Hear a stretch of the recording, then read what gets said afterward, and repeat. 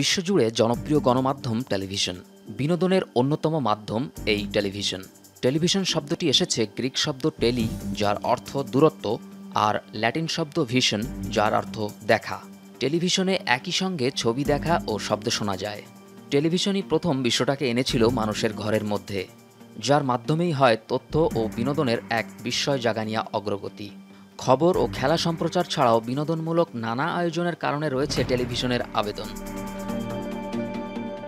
প্রযুক্তির অগ্রযাত্রার সঙ্গে তাল মিলিয়ে এগিয়ে যাচ্ছে টেলিভিশন প্রযুক্তিও। টেলিভিশনের মূল ধারণা হচ্ছে শব্দ ও ছবিকে বেতার তরঙ্গের মাধ্যমে ট্রান্সমিট করা।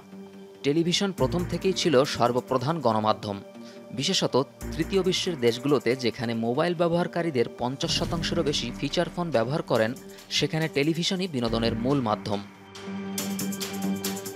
১৯২৬ সালের ২১ নভেম্বর জন লোগি বেয়ার্ড টেলিভিশন উদ্ভাবন করেন। তার এই উদ্ভাবনের প্রতি শ্রদ্ধা জানাতেই ১৯৯৬ সালে জাতিসংঘ এই দিনটিকে বিশ্ব টেলিভিশন দিবস হিসেবে পালনের সিদ্ধান্ত নেয়।